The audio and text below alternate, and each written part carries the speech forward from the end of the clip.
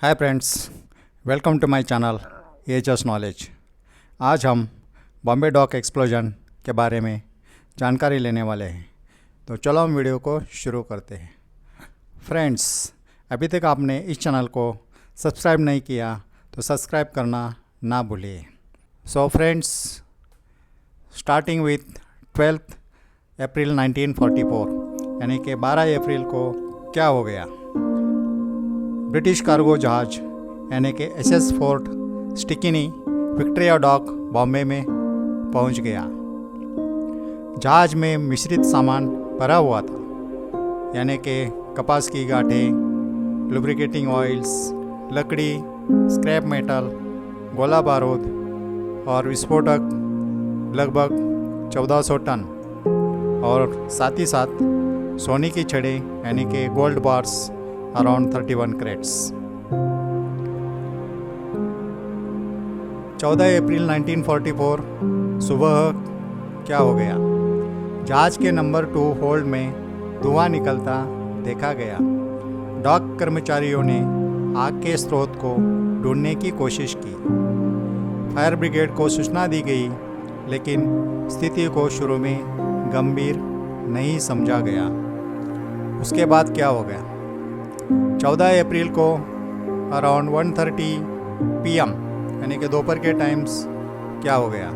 कपास और तेल के कारण आग तेज़ी से बढ़ गई, यानी कि जहाज में जो कॉटन का मटेरियल और बाकी जो ऑयल था उसके कारण आग को बढ़ावा मिल गया और आग तेज़ी से बढ़ गई। उसके बाद फायर ब्रिगेड ने पानी और फोम से आग बुझाने का प्रयास शुरू किया। जहाज के अंदर तापमान तेजी से बढ़ने लगा। उसके बाद क्या हो गया। अराउंड 3:50 PM पहला विस्फोट हो गया, यानी कि पहला धमाका हो गया। एसएस फोर्ट में बड़ा विस्फोट हो गया। आसपास के जहाज और डॉक सुविधाएं बुरी तरह क्षतिग्रस्त हो गई। उसके बाद आग तेजी से फैल गई। नाउ नेक्स्ट, 14 अप्रैल को अराउंड 4:06 में दूसरा धमाका हो गया, यानी कि दूसरा विस्फोट हो गया। इसमें क्या क्या हो गया। पहला विस्फोट से भी बड़ा धमाका हुआ। कई किलोमीटर तक इमारतों को नुकसान हुआ। जलता हुआ मलबा पूरे शहर में फैल गया, यानी कि सेकंड एक्सप्लोजन में कई किलोमीटर तक बिल्डिंग्स डिस्ट्रॉय हो गई, बिल्डिंग्स कोलैप्स हो गई, उसके विंडोज़ डैमेज हो गए, डोर्स डैमेज हो गए और साथ ही साथ जो जलता हुआ मलबा है या बर्निंग स्क्रैप है वो पूरे शहर में फैल गया। विस्फोट के बाद क्या हो गया, यानी कि एक्सप्लोजन के बाद क्या क्या हो गया। डॉक क्षेत्र और तेल भंडारण टैंकों में भीषण आग लग गई। कई जहाज डूब गए या नष्ट हो गए। आग लगभग 3 दिन तक चलती रही, यानी कि आग बुझाने के लिए पूरे 3 दिन का वक्त लग गया। उसके बाद नुकसान क्या क्या हुआ, यानी कि लॉसेस क्या क्या हो गए। इस हादसे से लगभग 800 से अधिक लोगों की मृत्यु हो गई। ड्यूटी के दौरान 66 अग्निशामक कर्मी की मृत्यु हो गई। 3000 से ज़्यादा लोग घायल हो गए। 13 जहाज नष्ट हो गए। बॉम्बे पोर्ट और आसपास के क्षेत्र को भारी नुकसान पहुंचा। इसका रिजल्ट्स या परिणाम क्या हो गया।